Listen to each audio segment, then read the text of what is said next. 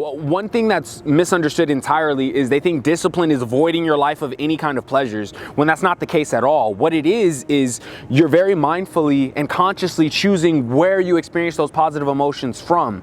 And so those same joys that you used to get from honey buns and Mia Khalifa, now you get them from witnessing your own self-actualization, right? All right. Thank you so much for joining me. This is Austin in the next entry of the Respond in Kind video series, which follows the structure of my book, Respond in Kind.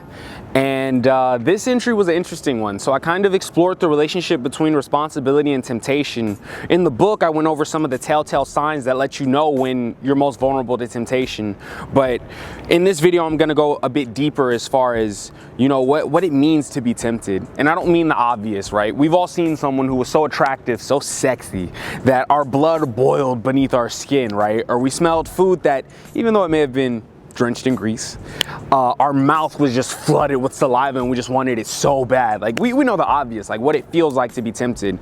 But I asked the question, I was curious, what philosophies, what mindsets leave you the most vulnerable to temptation? Or to phrase it differently, what states of being make temptation the most compelling? And so I came to a couple different concepts there.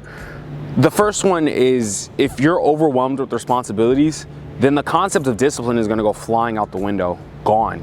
So if you have too many responsibilities on your plate is just way too full, then short-term gratifications do become way too compelling. So maybe you're in school full-time, right? While also working a full-time job, while also being concerned about your parents' health, while also trying to stay in shape yourself, while also arguing with the mother or father of your child, while also. And you have so many things you're trying to do at once that you're in a constant state of stress and exertion. And in that circumstance, in that situation, when a moment's reprieve presents itself, which is exactly what temptation is, why wouldn't you take it?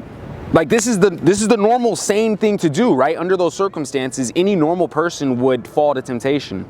And I know I listed a lot of things back there, you know, with the while also, but it doesn't even have to be that drastic, because what I've learned, and I'm sure you've realized, is that as individuals, we all have a different capacity for responsibility.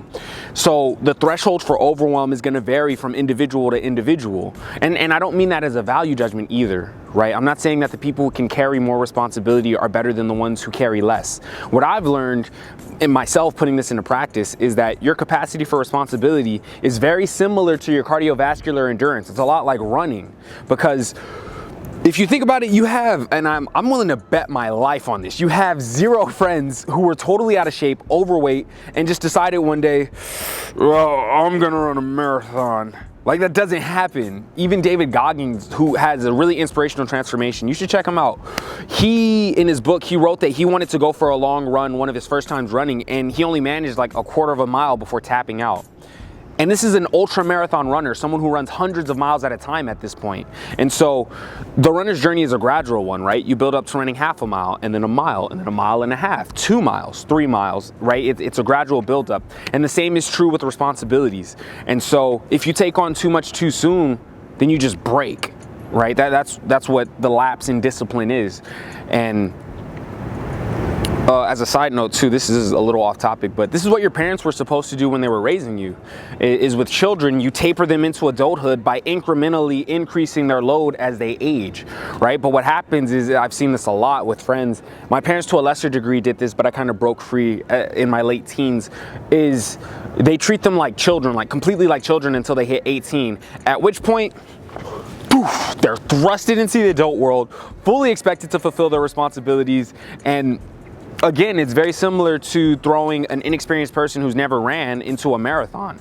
Now, very, very, very few people are going to be able to manage that, and kudos to them.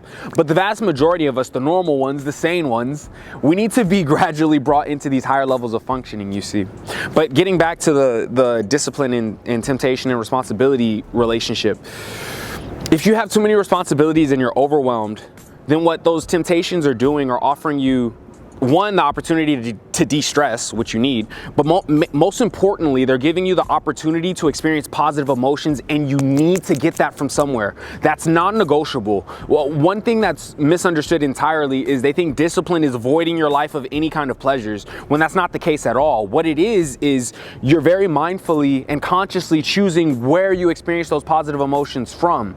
And so those same joys that you used to get from honey buns and Mia Khalifa, now you get them from witnessing your own self-actualization, right? Watching your competence expand, seeing your abilities and your potential unfold before your eyes.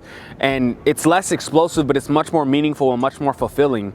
And ideally, you want to get to a place where the pleasures that you experience from self-actualization actually conflict with the pleasures that you experience from these short-term gratifications, right? The shallow pleasures. And so it's like if you pursue one, then the other is compromised. And then ideally you would choose the more meaningful of the two. So you're not voiding your life of positive emotions at all. You're just very consciously deciding where you're going to get them from.